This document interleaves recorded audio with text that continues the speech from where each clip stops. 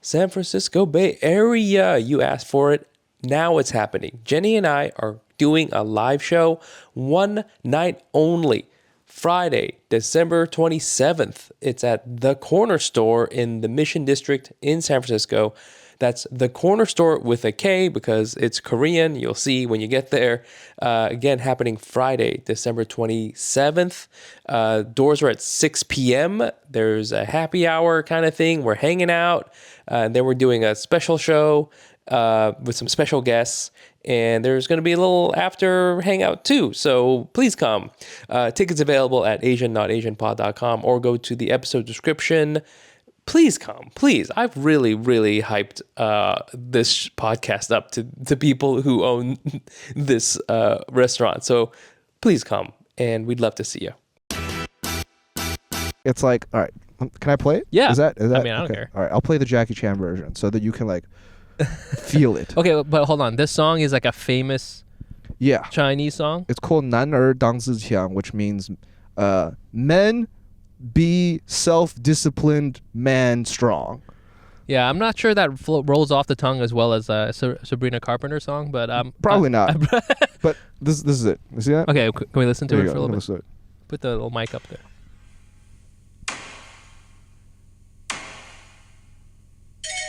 Oh, Jesus.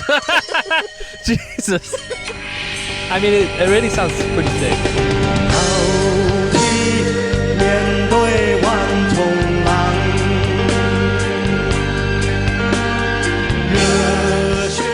Okay, welcome to another episode, the Asian Not Asian podcast, the only podcast with all your favorite Asian friends. It's Mike Nguyen. Jenny is not here, not because she doesn't love you, but because it's a bro podcast today. Today is a bro podcast, which means we're recording in the car, which is how you know it's a bro podcast. Because my wife is like, don't be recording podcasts in here. We have small children. And I'm like, you're right. And so she is taking care of the kids. I'm in the car and we're going to bro it up and it's going to be awesome. And before we get started, real quick, couple of announcements. I think this will be out maybe in time for the last Hack City of the year. In case it's not, it's December 13th, Union Hall in Brooklyn. It's a lot of fun. Jenny will be hosting it and we've got an all women comic lineup. It's going to be really good. It'll be the last one for 2024. Hopefully we're back for 2025 and then you can check that out. Go to asian.asianpod.com, Google Hack City Comedy, or check out the link in the episode description. Also, yeah, I think hopefully we will have seen you or will have seen you, we'll see you in San Francisco, in the Bay Area. I'm trying to line it up. I had a call with a nice venue. They seemed really into it. It is a Korean restaurant. What could go wrong? You know, what could go wrong? It can only be good, right? The synergy is right there. So if you're listening and you're in the Bay Area, you know, check out our socials. Go to asian.asianpod.com and hopefully there's some information for a show that's happening in the Bay. Otherwise, I'll probably be doing a couple of spots in San Francisco. You know, it's a great town for comedy. So check me out and say hi because you know, we love you. We love saying hi. Okay, we'll just jump right into it. So this podcast I'm gonna call it the stakeout because it's like we're on a stakeout. Me and my guest. You'll see if you go to the YouTube, you'll see the energy that this comic brings, right? So I'm just gonna bring him on from New Jersey. Now lives in Boston. You see this guy. He is so Boston looking. Okay, let me describe his outfit to you. First of all, the tightest jeans I've ever seen. These are, but also at the same time, tight in the way that Mark Wahlberg would wear tight jeans. Not like actually like really slim, but just like slim enough for, I don't know, seducing a woman at a sleazy bar. He's wearing a waffle knit, thermal, very working man looking. He's wearing a hoodie with a gray hoodie, a zip-up hoodie. As if he couldn't be more Mark Wahlberg. And then he's wearing, is this waxed, this jacket? I don't even know what that means. Okay. Has it been waxed?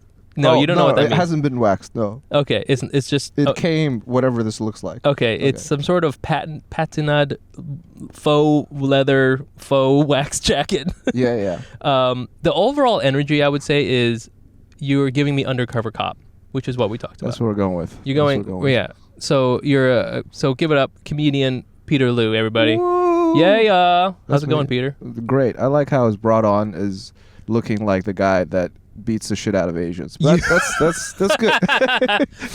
That's how I feel about Mark Wahlberg, because I didn't like him for a long time. He's and then my hero. No, I'm just and then I liked him, and then I found out the whole thing about him with the hate crime from before, and now I'm like, oh man, I feel now who am I supposed to look up to now? You know? Yeah. It's hard out there. There's so much Asian hate crimes out there that's ruining our heroes for us. No, thanks for coming up here from. I guess you're visiting your family in New Jersey. Right. In Jersey. Yeah, and you live in Boston. I live in Boston. That's right.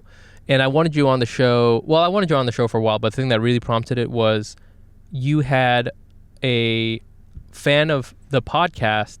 I mentioned you at some point, probably in a bad way. I was probably like, this guy sucks. Probably. Peter Liu sucks. I did go back and I tried to look for it, by the way, and I watched 3 whole episodes before I gave up. I was like, this is not worth watching. I'm like, it was the last 3, by the way. There's one with Ronnie, which I found interesting, so I listened to that one anyway. Yeah. But I was like, all right, that's not worth it. I would love it if actually I didn't mention you and this person just thought you were somebody else. That would be fun. You know, like, oh yeah, I That'd be really good. like Jimmy O Yang, and this person was like, oh yeah, sure, Peter Liu. Oh, and Boston. it came out. Yeah, that's Boston comic. Looks just the same. Yeah, exactly. Same vibes.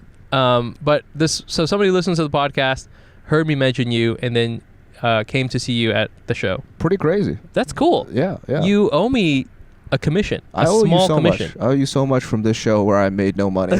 Would you like to give me part of the debt that I'll take on some of the You debt gotta load. take some of the debt. I got to pay We some can of the share the Uber. debt. Yeah. I mean, that's how investing works, right? Yeah, You know, if I yeah. invest in you, if you make some money, I get the money. Yeah. But if you accrue debt, I accrue debt. Exactly. This is how it is. That's how it goes. This is the game. What was the show? What was the thing? It was so I run this popcorn comedy. It's a show in the micro cinema of the Somerville Theater. Oh, that's cool. And I have to say micro cinema because otherwise people think it's the actual theater. Oh, I see. But we're in a room with 35 people, which is great for comedy. That's pretty good. It's a very good. It's like very tight, small. That's perfect.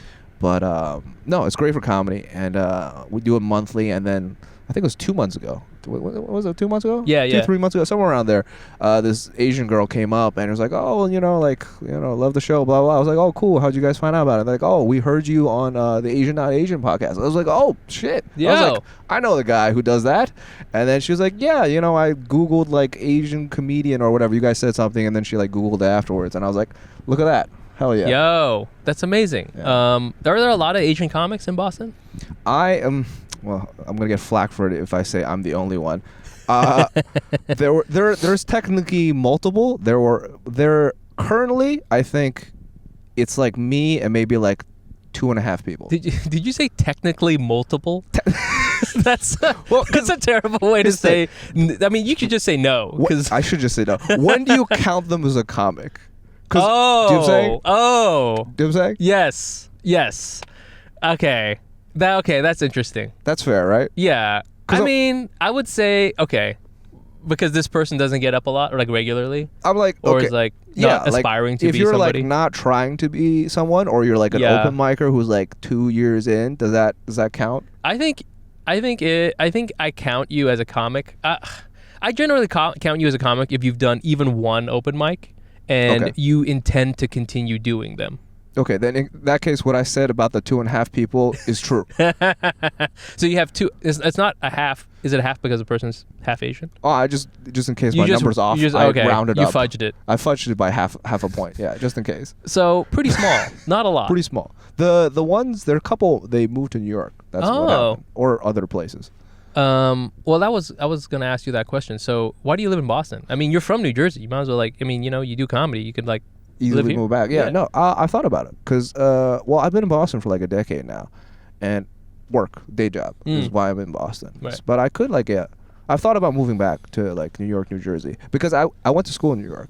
So I'm like I know New York. Yeah. And it would be cool to move back now that I'm not just like studying all the time eating dollar pizza. You know what I mean? As an adult, when you can actually like do stuff and buy stuff. Yes. You know what I mean? Where'd you go to school? Cooper Union in East Village. Oh, you went to Cooper Union? Yeah. What the fuck? Are you a fucking artsy Asian? No. Well, does comedy count? No. But no, I did engineering at Cooper. What? Yeah, I didn't do the artists. In fact, I spent most of my time shitting on the artists, which is ironic given I do stand up now. But Hold the fuck on. You went to Cooper Union and did engineering. That's right. I was wrong. You are the most Asian person I've ever fucking met. That's like I went to Juilliard. Oh no, for electrical engineering. I didn't even know that there's an engineering school there. Yeah, it's art, engineering, architecture. So it's like artists, engineers, and then like the people in between, I guess. So that's what the architects are. What kind of engineering did you study? I did chemical.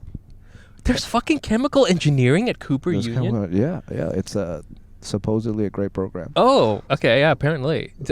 Because I've only been... Is your building like in the little Cooper Union East Village building? Yeah. It's still the same building? Well, there's the old building with Right. like the statue of Peter Cooper that looks like Abraham Lincoln. Yes. And then there's a newer building which is like fancy. It has a big T in it because the guy who designed Oh, it yeah, is yeah. a huge narcissist and Okay. carved And his he put initials. his own name there? That's So fucking his asshole. name's Thomas Maine. Okay. So there's a T carved into the building, and at night the stairwells light up and form an M in the background. Yeah. Did he sneak that by to everybody, or No, is that I think something it was he's like, intentional. no, this is They were gonna be like, sick. Fucking, this is the guy. Just put him do alright. this shit. But yeah, they filmed a bunch of movies in that building while I was there, and I think they filmed an episode of Suits. There's like a couple episodes of I Suits. If see. you look in the background, that's where it is. So you study, okay, because for people who don't know, Cooper Union is like known for being an art school and also known for there's no tuition. Is Yes. that right? Yes. Well, they got rid of it. They got rid of that. But they just got. But they brought it back. recently. So yes. Yes. Yes. So you didn't have to pay tuition? Yeah, I was like the last year that didn't have to pay tuition. Yo, banger, Yeah, dude. that's right, man. And a chemical engineering degree too, son. That's right. Free. Wow. They bug you about it afterwards, though. They're like every year, like, hey, give us some money. Well, Remember when I everybody's gave going to you do money? that. I mean, Give no us matter money. what school you go to. I mean, I'm true. always getting text messages from my college, and I get so mad about it. I'm like, yo, no, like, I think you owe me money Yeah, no, for because sure. of the nonsense you put Yeah, me yeah. through. You know, you'll I agree. hear from my lawyer. Yes. So, okay. So again, for people who don't know about Cooper Union, it is like an art school. I always remember it because once a year. So there's all these windows, these giant windows that are in one of the buildings, but it's on street level, and they'll have student artists who like do little performance or something in those windows. So sometimes, like once I went and there was like a lady just like dancing, and there was another lady like painting, and there was a guy exercising, and the whole thing was like, how long can he exercise for? Because like he has to do it for like 5 hours or some shit like that. That sounds about right. Yeah, and so it's like very art student, it's very artsy. And now Peter comes in here with his undercover NYPD energy and tells me that he studied chemical engineering at this fucking place, and apparently it gets. So is it a big program? No, dude, it's fucking tiny. Like the entire school is smaller than a high school. Well, I was gonna say it's a small school. It's so small. Like there's 22 people in my class. Were they all Asian? No, they weren't all. But a lot of them were. A lot of them were. Not all of them, but yeah, they all had. No, they were all some type of Asian. But it's like 22 people who are chemi, and then our like graduating class is like 100 people. So it's like literally puny. Of all the engineers. Yeah, of all the engineers, like 100 people. Yep. If you add the artists and architects, it's like 200 people. Yeah. So it's fucking tiny. Well, that's actually a big proportion. I had no idea. That's crazy. Yeah, it's like yeah. I mean, if you're gonna give like free stuff, Right, you free shit you out. can't like do it to too many people. So, what's it? So is that your day job now? Is chemical engineering type shit? Not really. I do like biotech stuff. Oh, so alright. it has like very little to do with chemi. Okay, I fair think. Well, I mean, you do stand up, which has nothing to do with anything. So That's right. That's right. That was all a waste of time. Good thing you paid no money for your education. But I still have to pay them back. You still have to pay them back. I don't have to pay them Okay, back. I mean, like they ask. Oh, for I it, see. you know. Asking for money. No. Yeah, The privilege now is being able to shut them down every single month. Yeah. Like, no, that's like the best feeling in the world. Yeah, maybe I go back for a free arts degree, and then. Do they have that? Like a graduate? Do they have graduate? They do. School? They do actually. They have grad school. Oh my God. Yeah, you can go back. You should take them for a ride, dude. You can do a master's, yeah. Dude. In like stand up, maybe. If they offered a masters in stand up, do you think you would do it? For shits and giggles, why not? I mean, they'll. It's free, but they don't. I don't remember if they pay. It's free. It's definitely free. I don't remember they give you like side money so that you can. I think it's like they give you like $20K to live on for a year, which is like nothing. Right. So fuck it, yeah. I mean, free money. It's free money, yeah. Like they give you $20K to live. And then I remember, like, when I graduated, that sounded like a great idea. I was like, "Oh, holy shit, that's so much money!" Because I mean, it's better. It's better than paying $50,000 or whatever per year. It is paying, right? So you're like on top. Free masters, $20K. Yeah, no, the fuck, why not? Oh shit. Okay. Yeah. All right. Well, we could do the little. Okay. So I asked you on text. Be sure to bring in something for. I realize now. That I'm Asian. No, hold on here. So. I got to go back and look at the text message. But, okay, I'm realizing now why you did what you did, because it said, bring in something for what kind of Asian were you this week, right? And so usually that just means bring in a story. But you've literally brought stuff in. Yes. Like in a bag. Yes. And now I'm looking back at the text message that you sent me back. And at first I was like really confused. I was like, what are you talking about? And then I was like, oh, you mean literally bring something in? Because I just meant you bring a story in. Okay. Yeah. Okay. All right. No, I brought actual shit. You have an actual bag of shit. Of stuff. So I guess we can get started with the show and tell version of what kind of Asian were you this week. I would like to preface this with the fact that I was like, oh shit, I didn't know Mike wanted me to bring stuff. No. Okay, the funny thing too is that you've listened to a bunch of episodes. I did. You did. You're right. No one's at brought no anything. point did anyone bring why anything is he in? asking me to so bring why stuff? are you bringing? This is amazing. Because you're like, yo, bring something to show what type of Asian you were, right? And I was like, I'm gonna bring a box of pussy. Yes, you said. Yes, that's what you said. You said, I want to bring in a box of pussy, which first of all doesn't even make sense. No, I don't even know what that. What does that even mean? I thought it was some sort of like Boston thing you guys say to each other. Hey, bring that box of pussy. What the fuck is that? I should start that. No. I was like, I'm gonna bring in a box of magic cards. That's really what I'm gonna bring. That one, that I got. That makes sense, right? I was like, okay, magic cards, and then I was like, I got to remind myself to ask him, what does he mean by bringing a box of pussy? Because like I could see that being in Boston, like it's like, oh, that means a box of donuts. Oh, yeah, you know, like know that? a box of pussy. You go down to the to the Dunkin' and you get yourself a box of pussy, like Matt Damon always does. Bring in a box of pussy. Okay, so what did you bring in today to show what kind of Asian to prove Asian? I have no idea. To prove that I'm Asian? Okay. I don't know what it is. However you interpreted this question. Well, this is what I assumed you meant, right? Yes. You're like, bring in what type of Asian you were. So I thought you meant like high school, because that's like, I don't know. That made sense to me for whatever reason. Okay. Do you know what I mean? So I was like, fuck it. Magic cards, but I didn't have any on me because it's my parents' house. So I was like, all right, what the fuck do I have that like is childhood-ish, right? So okay, so just to be clear, everybody.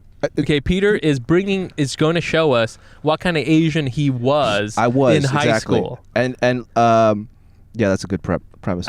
I like to preface once again. I thought I had to bring things that prove that I was Asian. So if these things are very stereotypically Asian, it's because it was assigned. Okay, it was assigned. Okay. So Oh wow! Wow. Right. Item number 1. Okay. Exhibit number 1 is can they see this? They can. They can see this. But right? tell people who are listening. This is a old ping pong paddle passed through generations. Wow. 17 generations of ping pong. Yeah. Is this like a really fancy one? I don't know. This is like this is probably the first one I had that they gave me when I played as a kid. So it's like old as fuck and probably hasn't been used in like, I don't know, like 2 decades. Okay. It was on a shelf and I found it. So yeah. Okay. So you were a ping pong playing Asian. I was a ping pong playing Asian for like 3 years. My mom made me do it, and then she realized I couldn't make the Olympics, and then I could stop. That's. How long did you play for? Like 2 weeks. And you're like, your mom's like, you suck. No, it was like 3 years. She made me do it for 3 years. I remember like just like being at home doing this with doing no the little ball. Thing, yeah. No ball. Just like really? Hundreds of repetitions. That's why you sucked. You didn't have a ball. Exactly. You got to have the ball. It's really her fault, right? I was like, you should have thrown the ball at me instead of me just hitting the fucking air like this. Anyways. All right. That's item 1. I like it's on my dashboard now, so the people walking by my house or my car will be like, "Oh, these 2 Asian guys with this ping pong paddle." Maybe they'll actually triangulate based off the ping pong paddle. Oh my god! I mean, it bounces off the satellite, right? All right. There's What else did I bring here? All right. Okay. This is pretty Asian. This is from college. Okay. This is a 2-piece. All right. Okay. Hold on you here. You take a look at this. Okay. So Exhibit B, which is, it looks like a wooden, Piece of bamboo. it's a piece of bamboo. It's like a little tube, and it's got Columbia Wushu on there. Peter Liu Invisible Shirt Award. This goes to you. 2013-2024. So this is, I assume, something you got from your Wushu club Correct. for not wearing a shirt all the time. Correct. That was, out of all the things, that was my thing. That's yeah. Wait, is this high school? Is this, No, this is college. This is college. You This went is to, why is it Columbia? It's afterwards. You went to Columbia too? Yeah, I did like a master's for like 2 years. Oh my God. And then is it because you were always had your shirt off when you were practicing? I feel like I was really skinny in all of high school. So then I started like lifting towards weights. the end of high school. Yeah, we're best friends. Yeah, you know what I mean? Yeah, hell yeah, I did. So it's like, and then I got big, and then I was like, well, like, Why waste it? why waste it? Right? Exactly. So like, now that I'm big, everyone needs to know. You're like in lecture. Yes. You're like in lab. You're like in chem lab. Yeah. You're like, yeah. Mr. Liu, could you put a shirt on? I was like, We're dealing with this acetate. This lab coat is too small. Just fucking Bruce Banner out of that shit. Okay, I have a bunch of questions here. So, you did wushu at Columbia? Did you do wushu? Yeah, I did it for like 2 years. Is that your first thing, martial art? It thing you did? was because my parents wouldn't let me I was doing this shit. You know what I mean? They wouldn't let you do martial arts? No, they wouldn't let me. They were like, Why not? You're gonna hurt yourself. Go fucking study. Go work on your forehand and backhand. You didn't do any other sports? Did you do any other sports?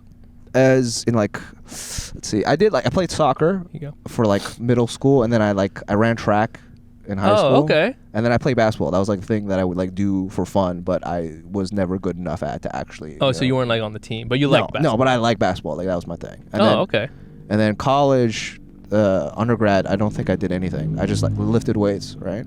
Do they have a gym? Which gym did you go to? Is there a I went to Cooper Union NYU's gym. No, we don't have a gym. We bum off of NYU. That's what. Oh, we you do. got a little partnership there? Well, yeah, you have to beg the dean, and then if you beg the dean enough, he'll be like, "Yes, here you go. You can have a little membership." A little membership. Oh, and shit. You can bum off NYU's gym. What is the energy in an NYU gym like? Weak.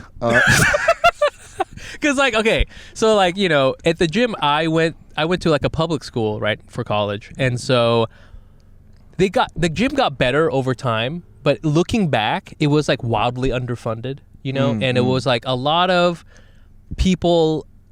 It was this is a different time, so this is 2000s, and so it was only bro lifts all the time. We're all just giant upper body Asians with really big arms and chests and skinny ass legs, so we never did squats ever. Yeah. I think there was one squat rack that nobody used for squats.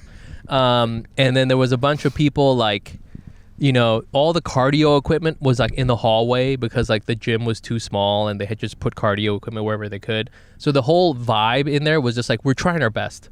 That was what the energy in at my school was. So what is it? And I can imagine sometimes I'll see videos and it's Arizona State's gym, and it's beautiful and gigantic, and fucking there's 20 squat racks and Olympic lifts, and everybody's looking hot, right? Because it's Arizona State, so that's what they do. So what is it like at NYU? Well, I guess I was just happy to have a gym because they have so many gyms. They have Palladium, which is huge. It's has a indoor track. You know what I mean? That's how big it is. Mm-hmm. With basketball courts, squash courts. They have literally multiple weightlifting rooms. And then the one I went to was by 14th Street on Union. I forgot the name of it, but the one in that building. And I don't know, most people didn't fuck around with the weights as much. I feel they were just playing basketball or I don't know, other aerobic shit. Being there was a rock climbing wall. People did that a lot. Okay, rock climbing. I feel rock climbing, that's a very leftist exercise. Yeah, probably. If you go into NYU, you're that's pretty much the only lifting you would do. Probably. Besides lifting up the oppressed. So what was your split? What was your split like? So squat rack. You're right. There was, I think, one squat rack, which I used with. It might have been two actually. There were 2 squat racks. Okay. I tried to when I lifted, I tried to be like, oh, you know, everyone's fucking superficial and stuff. I'm gonna like get into powerlifting where it's about how strong you are. Yes, baby, powerlifting. Hell yeah. But I also, you know, I have this invisible shirt award, so Yeah. keep that in mind. So I don't know. It's funny because like powerlifting, like looking back, like you think you're better because you're like, oh, I'm lifting for strength. But you're really not. You know what I mean? Like bodybuilders, they're like, oh, they're so fucking vain. You know what I mean? They're just they're really strong. They're waiting for vanity. Yeah. And you're like, we're fucking lifting for our egos. You know? Yeah, It's so much better. No, it's not. I used to, like, when I would powerlift, you know, the thing that also appealed to me was that since you were just going for like 1 rep maxes and strength, it was always like the lowest amount of reps. It was like oh yeah, so 3 lazy. sets of 3. I loved it. Yeah, it was the best. It was like the best. maybe 5 sets of like 3. You never get tired. Never. And then one day, my friend who just like regular like lifts, he was like, okay, we're gonna hit the bench, and you know, like a regular bench workout is supposed to be like 4 sets of 12, and that's too much. I was dying. I got to 8. And I was like, I can't do this. Yeah, and it was way less weight. Yeah, you just aerobically, you're like, I can't do this. What the fuck am I doing? Exactly. I'm like, dude, I lift and then I sit down in my little chair and like I sip on my protein shake for 20 minutes and I just wait. And then I lift one more time. I remember once this guy at NYU came up to me and he like took my bench in between my set. And I was like, hey, man, what are you doing? And he was like, oh, you were on here? I'm like, yeah, I'm on here. And then he was like, oh, so you one of these people that takes like 20 minutes in between your sets? I'm like, yes, that's exactly what I am. I am a power lifter. I brought my own cot. I'm sleeping on the side. That's how long my rests are. Fuck you. You take a nap between each set. You do 1 rep. 1 rep. You fail. Yeah. And then you take a nap. You take a nap. You wake up. You're like, that's my second rep. That's my second rep. And that's my full workout right there. So you were lifting for a while. I was lifting for a while. And then you did the shirt off thing for a while. Then I did the shirt off thing for a while at Wushu because some of it, to justify it, like you do like these performances, like fight sets and stuff. Yeah. Where it's like necessary to the storyline, and I was the only Asian that was like big enough to fulfill that role, which was not a high bar, by the way, but just like, you know. You mean the role of like a role of like a swole guy? Yeah, like a swole bad guy to like take down. You know what I mean? So I was like the bad guy that they fucked up. You have a, I was saying earlier, you have a henchman vibe to you. Yeah, you know, you look like a guy that, that Mark Wahlberg would beat up in the, you know what I'm saying? Like he gets into like the pool hall. I've been training my whole life, just waiting for the moment when Mark Wahlberg comes back to Boston. You know what I mean? That's and then you and me are gonna fuck him up. Yeah, he's gonna fuck us up because probably. Yeah, but he's got security. He's got security. So I love that you did wushu. What was did you have like a, you know, guys? I feel they. So for people who don't know, wushu is like a performative kung fu. Yes. By the way, I found out Alvin did wushu from, I think, your podcast. Oh, yeah. There you go. Yeah. Because I listened to that one, and I was like, this motherfuckers didn't mention me. And, oh, God damn it, I have to listen to 3 more of these things. So, yeah, I mean, it's wushu. I think there's something hilarious about wushu because it is sort of like the vanity lifting in that it is not at all practical. Completely useless. You would never fight. If you fought someone who did wushu, it would be... I would love to see that. I would love to see a viral video of a guy doing like a fucking crane spinning arc kick, you know, and then like actually winning. It would be insane to see somebody do that. Now that said, it is so physically demanding. It is very hard. It is so hard. You're very doing hard. all sorts of crazy kicks and jumps, and the sets are really long, you know, and like you're like, it's cardio, it's strength, it's explosive. Very tiring. It's very tiring. It's not all like being in half guard where you just like curl up into a ball, you know, and that's way better. But I feel with wushu, they put you into like, they look at you and they kind of like go, okay, you're going to be really good at praying mantis, or you're going to be the guy who's like into eagle, or you're the dude who's going to learn how to use the dagger or some shit like that. Did they do that to you? Did they put you into like a pathway? Yeah, they did. They were like, so wushu, there's like changquan and nanquan, which is like long fist, which is like northern style, right, Shaolin, and then southern fist, which is like more rooted and grounded. So the northern stuff, they do like flips, acrobatic stuff, more Shaolin-y, more flips, more kicks, and then the southern stuff, they're kind of like, we're men, we stay on the ground. We stay on the ground. They still do the kicks and the flips, but it's like more like, They're like they're earthbenders. That's that what? okay, they're the Yeah, earthbenders. now you're explaining it to me in a way that I can understand. So the earthbenders are the Nanchuan people, and then the long fist people are like air nomads. Who gives a fuck, you know? Like, go fucking fly over Flying, there. right, exactly. Yeah. So they were like, you have muscles, you should do this one. Oh. So they made me do that one after like the first year, and I was like, this is like, I think it's less cool because it's it's less flashy. It's more rigid. Yes. You know what I mean? My sword is like 3 times the sword size of your sword. I can't move it well. Yeah. You know what I mean? But yeah, that's what they made me do for a little bit, and I was like, okay, that's what this is. By the way, very easy to win awards. Yes, I was gonna say, okay, what's this other one? You have an It's the award. same thing. It's the same thing. Oh, okay. It's just Okay. it's the thing that was next to the Invisible Shirt Award. So I brought them as a couplet. So this is the University Wushu Games. What did you win for? The holiday season is almost here, bringing joy and excitement, but also lots of stuff to do. Longer to-do lists, endless parties, indulgence treats, travel stress, and of course seasonal colds. You know, parents know what I'm talking about. But what you might not realize is that all of these things can take a toll on your hair health. Adding Nutrafol to your daily routine now can help improve your hair health heading into the new year. Nutrafol is the #1 dermatologist-recommended hair growth supplement, with over 1 million people seeing thicker, stronger, faster-growing hair with less shedding. Thinning hair is different for men and women, so a one-size-fits-all approach to hair growth doesn't cut it. Nutrafol has multiple formulas that are tailored to give your hair what it needs to grow based on your biology, life stage such as postpartum or menopause, and lifestyle factors such as plant-based lifestyles. Physician-formulated with drug-free ingredients, Nutrafol supports healthy hair growth from within by targeting key root causes of thinning: stress, hormones, environment, nutrition, lifestyle, and metabolism through whole body health. With a Nutrafol subscription, building a hair growth routine is simple. Purchase online, no prescription required. Automated deliveries and free shipping keep you on track. Plus, you can save up to 20%. You'll have access to free naturopathic doctor consults, and a Headspace membership is included. Get results you can run your fingers through. For a limited time, Nutrafol is offering our listeners $10 off your first month subscription and free shipping when you go to Nutrafol.com and enter the promo code ASIAN. Find out why over 4,500 healthcare professionals and stylists recommend Nutrafol for healthier hair. Nutrafol.com, spelled Nutrafol.com, promo code ASIAN. That's Nutrafol.com, promo code ASIAN. I think it was one of the like beginner forms for the sword. Oh, okay. The sword thingy, or I don't know. This is my pretend fighting award. This is like very low compared to my jiu-jitsu awards, I think, which also don't mean much because there's a lot of nagas in there.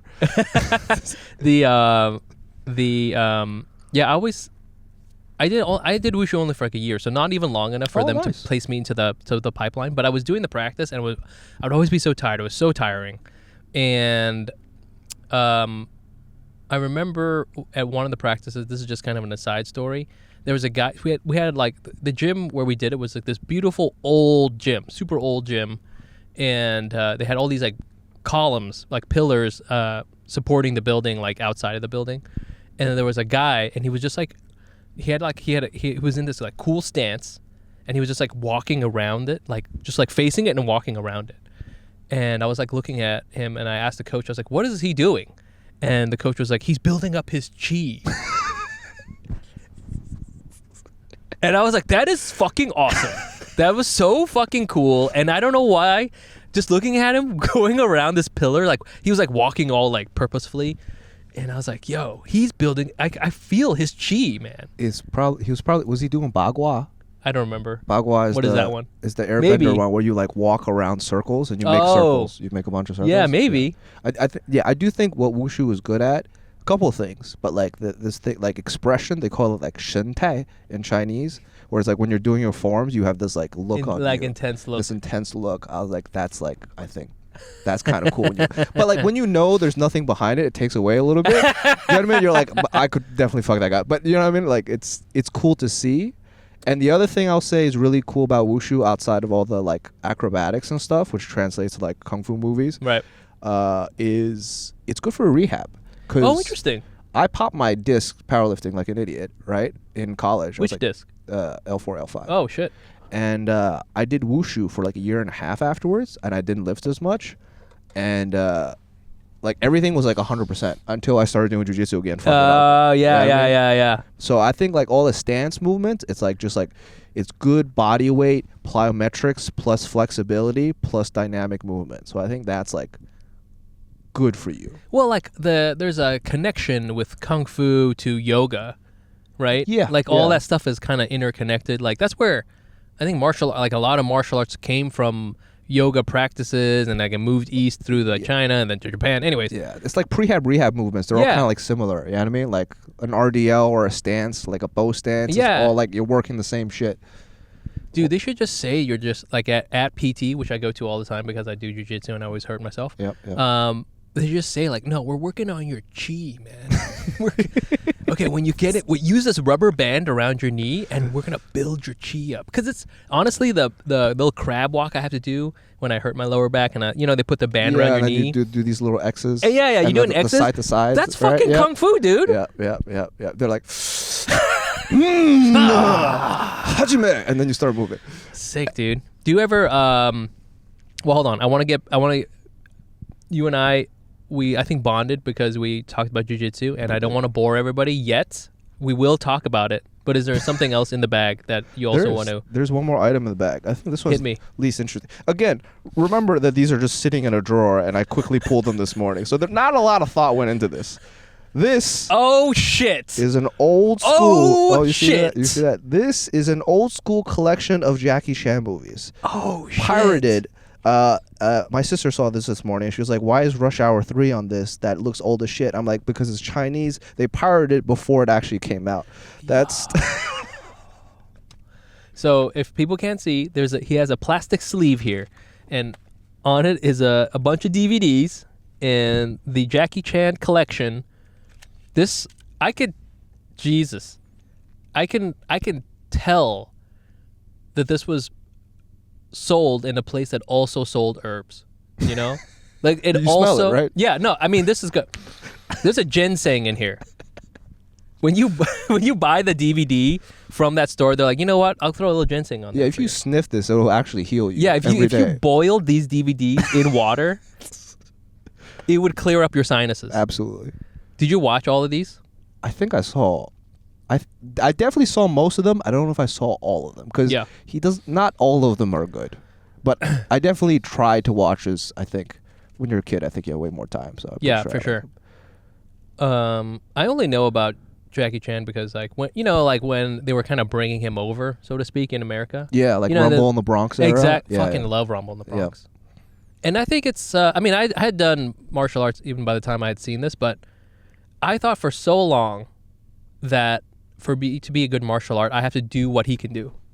Do you know what I'm saying? Like, that's what I thought too. Right. That's why I did the wushu. Right. Yeah. Like, okay, you never know. You might get in a fight near a car, so you have to be able to fight, like jump through the window. Yep. They like do a back roll through like the back door, and then like slam someone's head with the door. I thought that's what you needed to do. You have to be able to parkour. You have to be able to parkour. Without a doubt. Climb up a wall, slide down shit, fight using a ladder. I thought that's what... I mean, I'll be honest with you. I'm pretty sure... That you also have this? I'm pretty sure I have this. But also, Jackie Chan, in his prime, would be able to kick a lot of ass. I think so. I think he would. He's like very athletic. It's not like he athletic. Doesn't know how to like obviously it's a lot of movie fighting, but like I don't think it would take Jackie Chan very long to learn anything. Right. Do you know what I mean? Yeah, that's so true. Like if you put him in jiu-jitsu class for a year, I think he'd probably be like extremely good just right off the bat. That's amazing. You know what I mean? Just backflipping his way out of the way Nicky Rod backflips out of Gordon with back control? Yeah. Jackie Chan would have done it first, without a doubt. And then but he would be like, I want no trouble, You killed my uncle. You kill my no, I want no at the beginning of the jiu-jitsu. I don't want no trouble. Yeah. Fuck, man, I should go watch Rumble in the Bronx. Such a good movie. Yeah, man, it's a good movie. Did you know he also sings? He's like a singer. I do know that he sings, which is crazy. Did you ever listen to his music, or your parents? I guess I have no idea. The one that I listen to the most, I think, is he did a Cantonese version of, or did he do a Mandarin version of the famous Chinese song?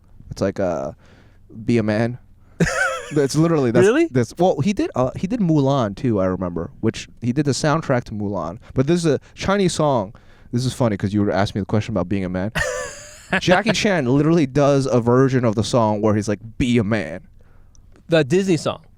No, the Disney said. Well, the Disney song is also "Be a Man." It's called "Be a Man." Is that what you're talking about? No, no. This is separate. Another. This is another song in Chinese where the entire premise is like, you have to be a man. You are a red-blooded man. You must fight. That's the whole thing. It's like, all right, can I play it? Yeah. Is that? I mean, I don't care. All right, I'll play the Jackie Chan version so that you can like feel it. Okay, but hold on. This song is like a famous Yeah. Chinese song. It's called 男儿当自强, which means men be self-disciplined, man strong. Yeah, I'm not sure that rolls off the tongue as well as Sabrina Carpenter song, but Probably not. But this is it. You see that? Okay, can we listen to There it you for a go. little bit? Listen to it. Put the little mic up there.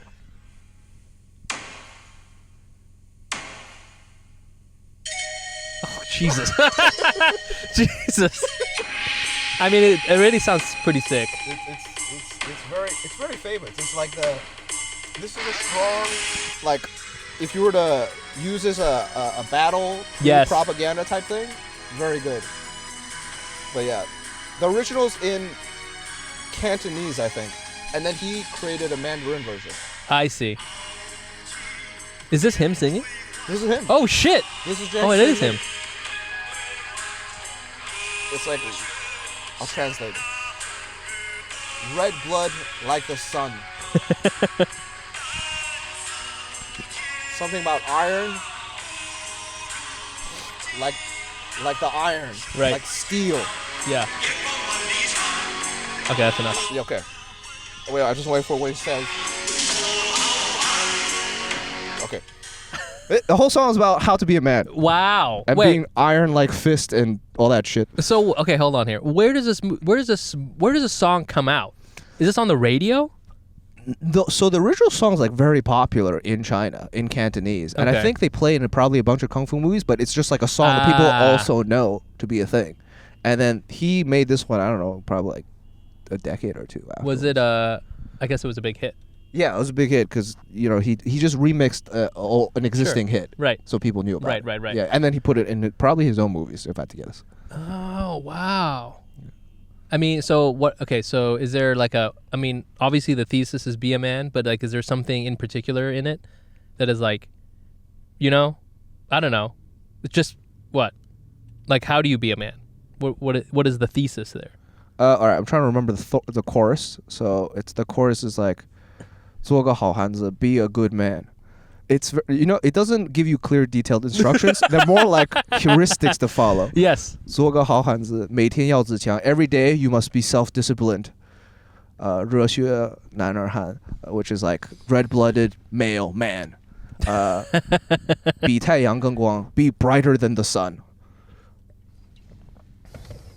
And then there's a lot of allusions Somewhat to like vague, but yeah, okay. There's a lot of allusion to like you need to be like steel and iron and just like unbendable, you know. That's okay. This is like, I mean, I'm into it. I'll listen to it. yeah.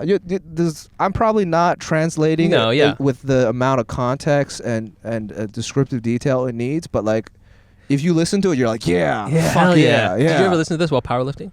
Probably. Let's be realistic. It's probably all I listen to. I mean, that opening is sick, dude. Whenever you have like the flute like that, Yeah. It was, fuck yeah, dude. Yeah. So the thing I wanted to talk to you about on here, because you give me the vibes of being a manly man, even though you went to Cooper Union. I shouldn't have divulged that detail.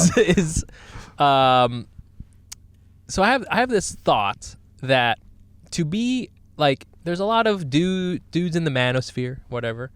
Young men, let's just say, there's a lot of young men who are trying to figure out what to do, and I feel that a lot of men, maybe all sort of, I would say, basic men, you know who I'm talking about, basic ass dudes, you and me, you know, I think all guys have to, in their life, do what I call the thing. They have to do the thing, and then once they've accomplished the thing, they will just like I don't know, feel better about themselves. And what I mean by the thing is that you have to, as a man, you have to do something such that you can prove to the world that you are worth something and you have built something. Yes. That is the thing. Yeah. And it doesn't have to be big. Like, for example, this is my the thing. It's not even my children. Because I did the thing before. You would think fathering children would be the most man thing you could do, but it's not. It's not. Go ahead. Actually, I have a whole thought about that too. But the thing was, okay, I still have it. I talk about it every single episode. It's called Hack City. So when Fumi and I, when we were starting the podcast and we were doing it, we had Hack City before, and there was like maybe a year into doing the podcast, people were really listening to it. People were coming out, and we were doing Hack City. And, this is just one of the shows, But at some point, I realized that all these people are coming out to see me and Fumi, essentially, because of the show. And we've built this very successful show that was, at the time, it was at a Canal Street Market in Chinatown. And we had all these people coming. And we had good ticket sales, and we had all these comedians who were like interested in being on the show, and we had kind of established something. And it sounds really stupid that like the thing was a comedy show, but I felt like, I've built something out of nothing. And it just gave me a sense of like, I can be who I want to be, which is like a creative Asian dude who like likes comedy, but is like able to kind of, put together like a little community. And for me, that was the thing. And I felt after I had done that I proved that I could do something out of nothing. And I thought for me, that was like, I don't know, it just made me feel like I don't have to prove anything else anymore to anybody because I've done something. That makes sense. Because with the children, the wife builds the thing with her body, and you just provided some seed investment. Well, first of all, so there's two things. One, yes, absolutely. Right? Absolutely. Yeah. But I would say that if I didn't do the thing, having a family is the thing, can be the thing. The reason why I wouldn't say that it is automatically one is because fathering children is not the thing. You have to actually raise and support them. You actually have to raise and support them. Yeah, which is why Goku is not a real dad. You heard it here first.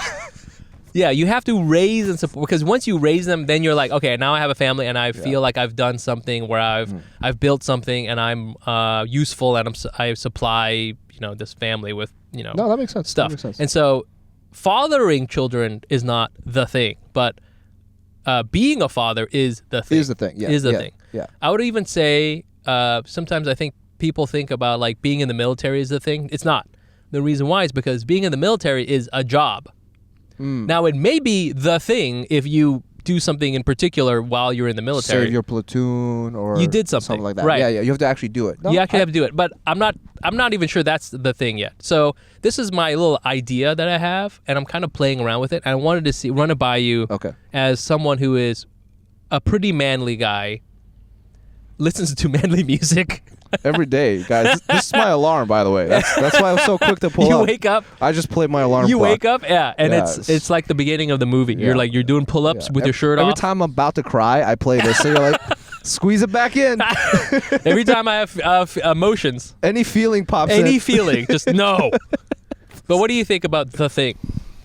My concept. The concept, I think, yeah. I mean, I don't know if it extends to like people in general, but definitely I think as a guy, and maybe this is just my opinion, right? Like there's like you have to prove your worth. Yes. In some sense. Yeah. Right? And I feel like that's why like people work out because they feel weak. So they want to be strong. Yeah. Right? So it's the same thing as like you achieve things because you feel like you're not useful. Mm-hmm. So once you've proven that, then I feel like people give you leeway to be maybe more yourself. Yes. Right? Yes. Like you have to like demonstrate your competence. Yes. Your ability to be useful. Like to provide.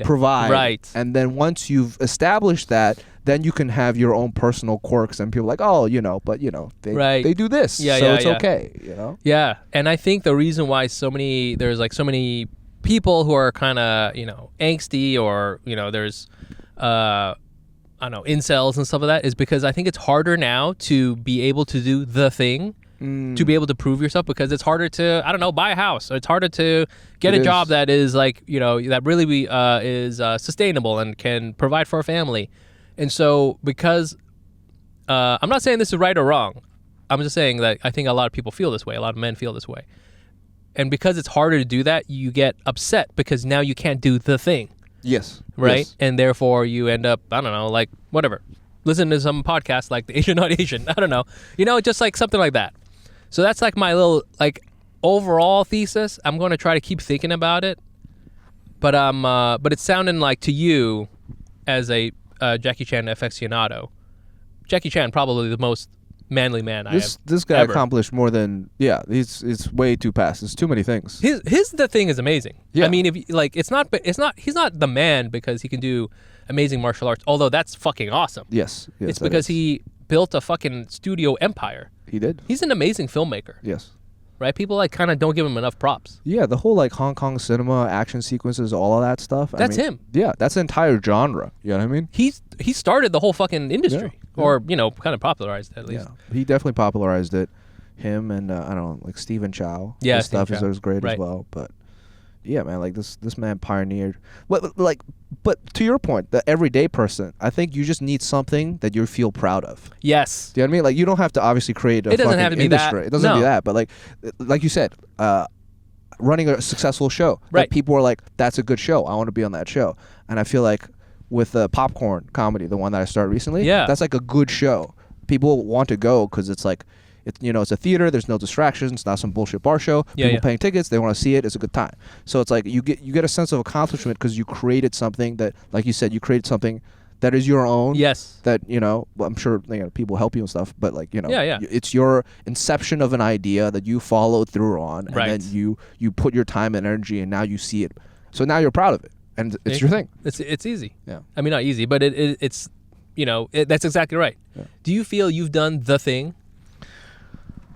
No, because I want to succeed in stand-up. I Okay, feel like. okay. I feel like if I succeed in stand-up, then I feel like I did the thing. Yeah. I don't like other things that I've done. I think I'm like happy about them. Yeah. Maybe, but like, yeah, I'm not content. I guess. Like I feel like getting a black belt in jiu-jitsu, that would be like when I started. That would have been like, oh my god, fucking hell Yeah, yeah. And it still will be like. It's a great. big one. It's a big one. It'll be a big one. But like, I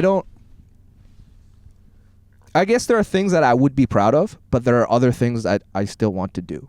I guess that's probably the best way to answer it. Sure. I don't Yeah, know. no, you feel you haven't done the thing yet. Yeah. And when it happens. Yeah. Maybe just set your bar super low like me. One bar show that's successful, I'm the man. No, but if you feel like you still got it, but I think one thing that's nice for you too is that you feel like you're on the way. You're accruing more points. You accrue more confidence, Yeah. I guess, because Yeah. with stand-up in particular, you have no idea what's going to happen. Oh, fuck Right? no. It's just all pure delusion driving you in the very beginning. Oh, yeah. Because you don't realize how bad you are. You're Do you know what I mean? yeah. I watched some shit from when I my first year. Yeah, I'm like, this is garbage. This is so bad. Why did no one tell me to quit? And they did. My friends told me to quit. They're terrible friends. Yeah. But they were kind of right. But you kind of, I don't know. I feel like because it's an artistic form, you have to like go through your bullshit to get. You have where to you go are, through horrible bullshit, Yeah. and there's no other way around it. And yeah, I mean, you're absolutely right. That the whole thing about lying to yourself, delusion, Yeah.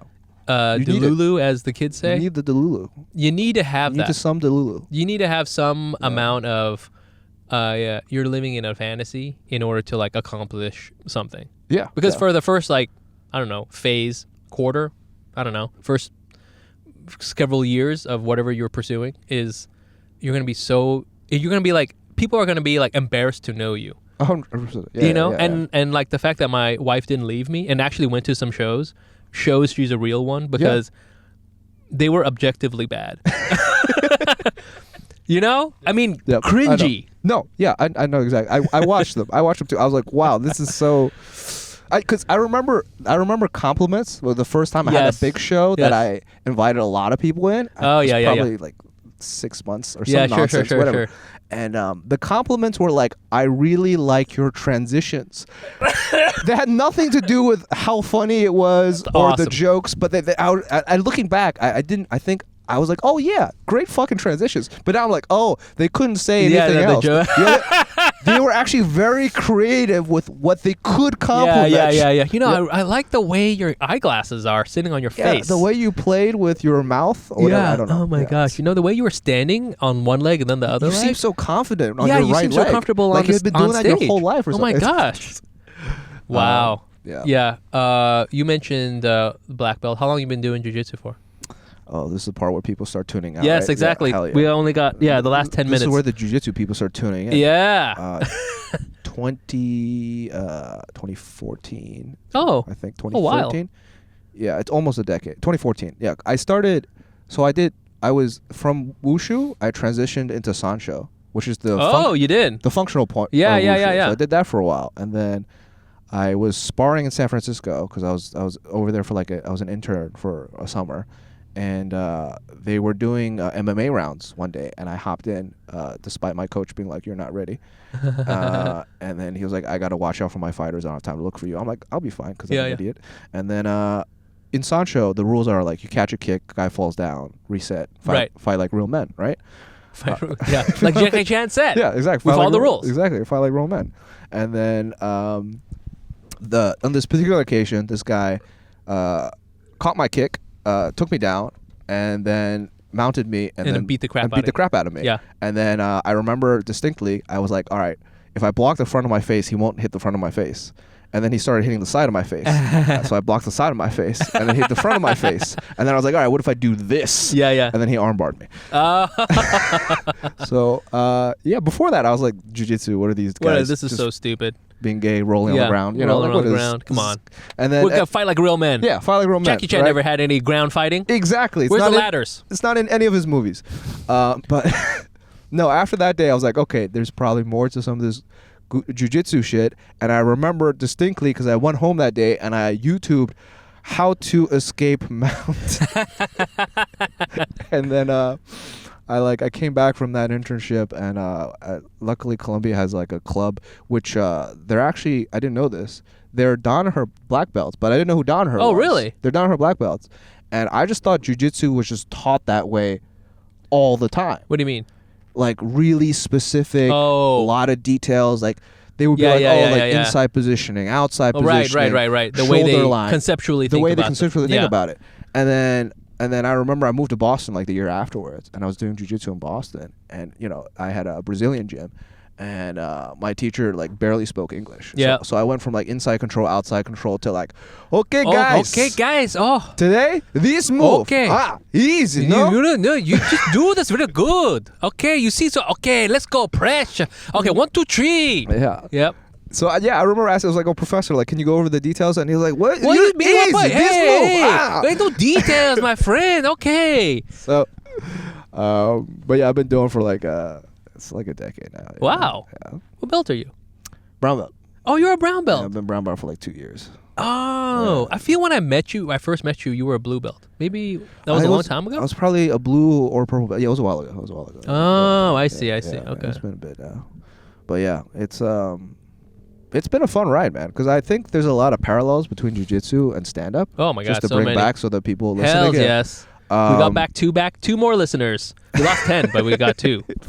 I think at the beginning of jiu-jitsu and the beginning of stand-up, I think is very similar. Very. Because you're just like, wow, I'm so bad. It's so bad. So bad. You don't even know. You're like so bad. You don't even know how to describe how bad you are. Yes. Like you don't even know. Mm-hmm. The way I describe it is like you don't know good from bad. You don't know evil from good. You know, like you don't know up from down. You don't have no idea. You have no concept of where you're on. Because I remember when I started, I was still powerlifting. Right? Oh shit! So I was like, yo, what's this fucking 140-pound purple belt skinny as fuck gonna do to me? And even though I knew no jiu-jitsu, he put me in a crucifix. And on that day, I was like, all right, I don't know anything, but he has both my arms. It's probably not a good place to be. Wow. Yeah, he tapped me a bunch of times. But so for the people listening, like tapping is like a very not good feeling, right? Yeah. Because you're saying I give up. I give up. You killed me. Yes, You know what I mean? right, exactly. Basically, yeah, that's I what died. you're saying. I Yeah. died. Yeah, you got me. Like, if you didn't let me respawn, this is it. This is it. Yeah. And so like beginner jiu-jitsu, you're just getting tapped left and right because you have no constantly, idea where yeah. anything is, right? And I think that's kind of like stand-up. Like when you first start doing a stand-up, you don't know joke structure, you don't know what a premise is, attack. You don't know anything, right?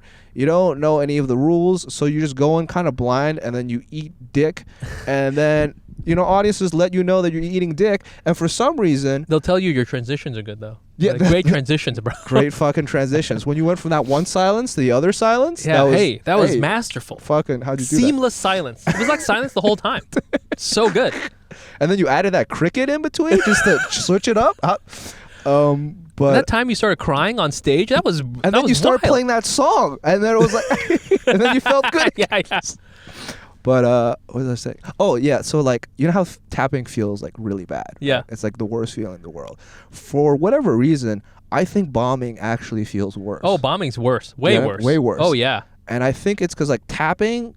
This you tell me if you think differently. I think it's because like tapping means like, oh, you killed me, one person. But like bombing is you getting the disapproval of the collective, which back in the day meant that like if there was 100 people back in the day and they didn't like you, you're dead. Yeah. No, they would have killed you. They would have killed you. They're like, no, the village get out of agreed, the village. Yeah, you have no value. You're done. And that's what bombing feels like every single time. I feel the reason why I think with tapping, for me, it doesn't feel too bad because maybe at the beginning it did, but for a while, I think of tapping as like, when you're playing a video game and you gotta like reset to like the save point. You're like, that was annoying, but I'll do it again, and you're like, I'm gonna learn from the last time. So like, oh, I got killed by the boss, but I'll go back to the save point from where I saved and continue.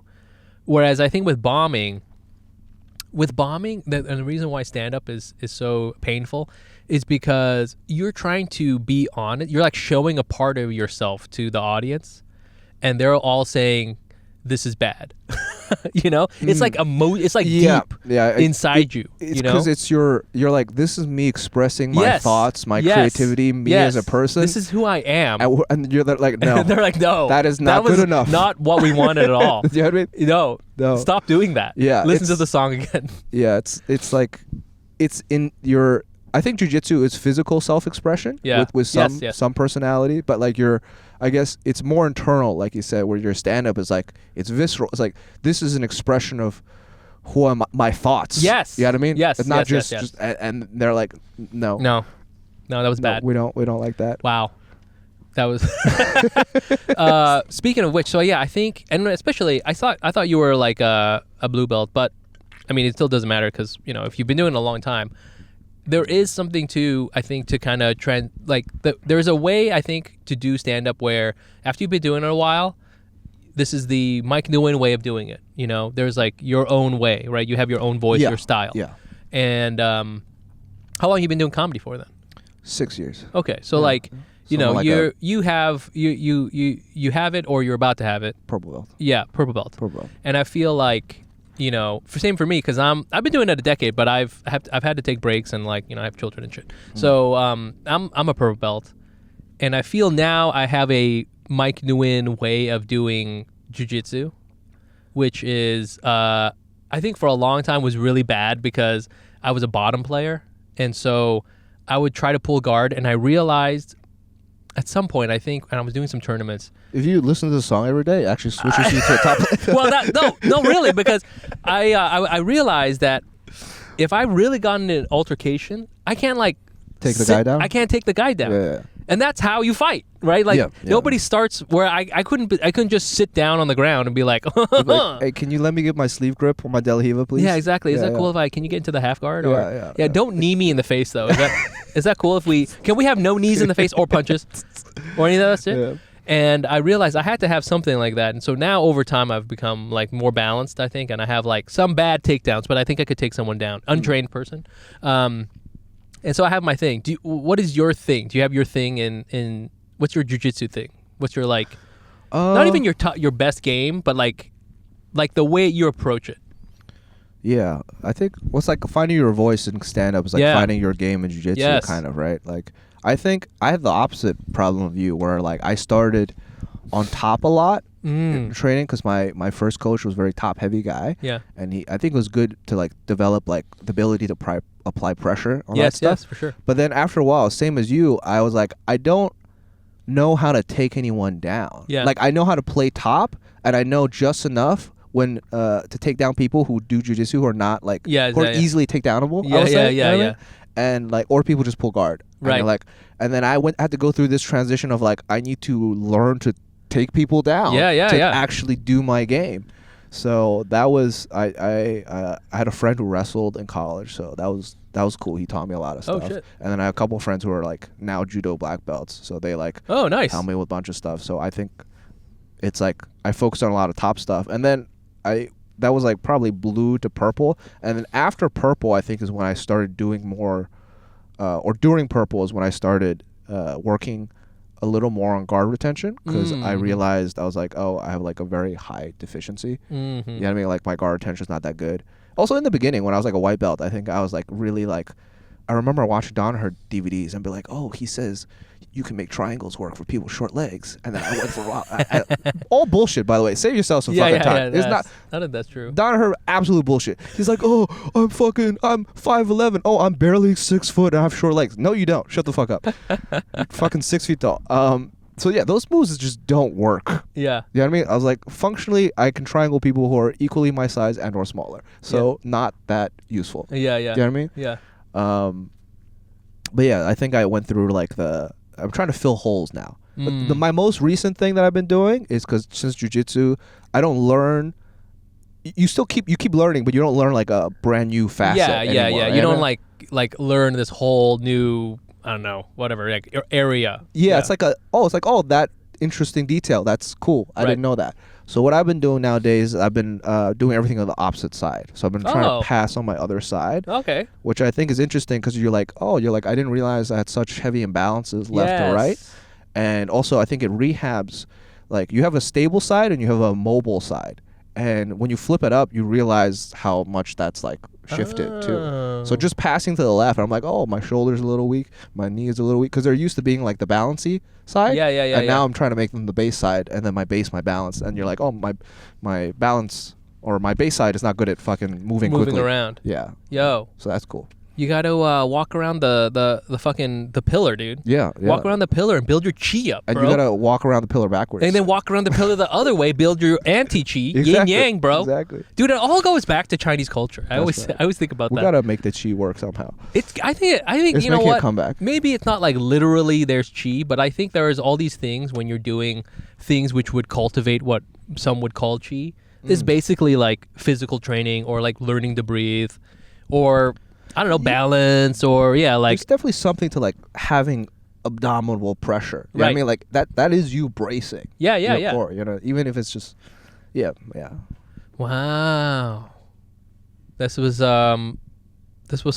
Hell yeah. I think that was I think you know what? I think we had a very accessible discussion Yeah, I think we did a span Just of now. different topics, about all sorts of things, including jiu-jitsu. including jiu-jitsu and all this other stuff that, anyone who is anyone, probably Asian, but like even if you're not Asian, learn about Asians. We're fucking coming up. You know? I think people will be interested. I'm going to keep thinking about the thing because I think I'm onto something. We'll see. Do you still do like MMA then? No, I mean I did it for a little bit. I like did kickboxing. I like went to Thailand, did some Muay Thai. Oh, look at you! But because the head fucking. Oh no, you need your head. Here's a bit that never worked. Okay. So I try to write a bit about it because Ronnie was like, you should write a bit about the fact that you do like science in the day and you hang out with like MMA jiu-jitsu bros at night. And I was like, I don't know if there's anything funny there, but I was like, what was it? So like I boxed, right? I kickboxed, right? And fuck, I don't remember how this is set up. This is gonna suck. So yeah, in the day I do like biotech science stuff, and then I started doing stand-up because I felt like I didn't like my job enough. Like I felt like I was like creatively repressed. Yeah, sure. I feel like I was you know how they say science is left brain and then creativity is like right brain. Sure. Right. Like I felt like I was actually a right brain guy, Mm. but also I fight orthodox, so I get hit a lot, specifically on the left side of my head. So it's like maybe I'm not actually creative. Maybe I've just had all the science like beaten out of my brain. Maybe I just have brain damage. Yeah, maybe I just have CTE. You know, maybe that's what's actually happening here. But yeah, so that's why, because you can't keep doing it when I know actively I'm getting dumber. Yes. With every hit. Yes. Like every time I get hit, and it's fun. It's fun, but like it's I'm so like fun. I know I'm definitely more stupid now than like a decade ago. From doing boxing and stuff like that. Yeah, from like getting kicked in the head. So you gotta. It is fun though. It's very fun. There's something nice about, I think, doing something that doesn't require you to have high levels of intelligence. Like there's something primal. Because like, hey, the back of your head is still pretty good. That's where all your lizard stuff is. Yeah. So you can still move. You can still move. Yeah. You're just not like thinking about stuff. Yeah, but like for stand up, I was like, if I want to succeed in stand up, I think most of my brain cells. But here's the thing. Maybe not all of them. It would be kind of fun if you were like a stand up who just like was just, just primal. Just a primal stand up. Just a primal stand up. I have this thought too about how stand ups are really good at a lot of our stuff is about feelings. It's about emotions, right? That's the thing. We write about the things we feel most strongly exactly. about. Yeah. So like if there was a way, I think you could still be an okay stand up without having like amazing vocabulary. Yeah. You do have to figure it out. Call but out like a comic, but that's probably a bad idea. I was like, look at no, okay. No, but I think if you just keep the feelings in there, and then have maybe like a 1,200 word vocabulary. Yeah, it's true. But like, who are your favorite stand-ups? Like, I think it depends on what kind of stand-up you want to be. That's true. Top 5. Well, okay, hold on here. My favorite stand-up, is probably like Chris Rock and Jim Gaffigan. Very different people, but they're I wouldn't say their jokes are complex, but the emotions you feel behind them are very deep. I would agree with that. Right? I would agree with that. Like Chris Rock talks about, it's a lot of relationships and being black and stuff like that. So, but it's like the words are not hard. He's not like saying big words. Right. You know? I don't think you need big words to convey, like, comedic brilliance is not necessarily a big word, but just an idea expressed in an interesting way that you haven't thought about. Right. Which doesn't require, I think it's mostly angles, actually. Yeah. I don't think it's a word. Right. It's a thought pattern. Yeah. I guess you do need your brain. Like Burr, I like Burr, right? And Burr, I think he has just great metaphors. Yes. Everything he does is like a metaphor or simile, yes, basically. you do need to have a lot of metaphors. And he says it in a way that sounds, it's like off the cuff. Yes. Do you know what I mean? Yes. He's just talking. But like, he's making parallels with his brain still. Damn. Right? Every metaphor is a parallel. Yeah, he's like, oh, everything boom, is boom, like this. boom. Yep. Like, I think Ronnie does that too. But Ronnie does. He actually uses smart words though. Yeah. I could see why he wanted you to write that bit about what's it? In the day I do science and at night I do this other thing, because he has very not complicated, but there is some complexity to his jokes. Yeah. And he has very long bits. Yep. And so I think he has the time and skill to be able to do like put stuff like that. Yep. Whereas like dumbasses like you and me are like, huh? Yeah, because I was like, I don't know how to make this work. You know I think what I mean? it could be really interesting. But It could. I've been trying to write it for like a year and a half. So yeah, you'll get it one day. Yeah, you know? eventually. Well, when you get your black belt in comedy, you'll be like, I got it. Yeah, guys, 4 years from now. All right. Well, thanks for doing the show. You want to plug anything? Where plug your show and your socials and stuff. Yes, yeah. You guys can check out my social media. It's at Peterloo Comedy, PTRLIU Comedy. That's Instagram. There's a website, peterloocomedy.com. Check out the show Popcorn Comedy Boston. Yeah. That's on Instagram. What else I got to plug? I have a venue called The Jungle as well in Somerville. Jungle Comedy. Check that out. Yeah. All right. Yeah, you can always check out the podcast, AsianNotAsianPod.com on Instagram, and I'm on there. Nice pants, bro. come to our show, Hack City. December 13th is the last one for this year, but then hopefully we're around again for next year. Still waiting for that. Are you on it? What? As you said, it's an all-female. I won't be there on that one. Oh, okay. Because I'll be in California by then. Okay. So That's hopefully, hey, come see me in California too. Otherwise, listen to that song. What's it called again? It's 男儿当自强. If you just Google manly Chinese song, the most manliest of Chinese songs, it'll show up. Okay. All right. Well, listen to that, and we will have that as the outro. All right, guys. We'll see you. Love you. Bye.